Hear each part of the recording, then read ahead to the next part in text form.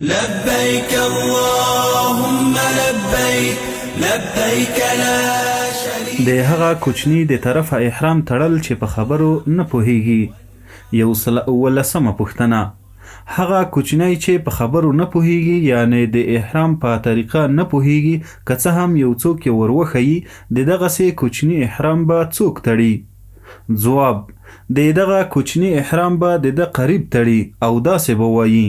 چې نیت مې دی د داخلېدو د دغه کوچني د حج په احرام کې او تر دغه وروسته که کوچنی نارینه وي نو د احرام جامې به ور واغوندي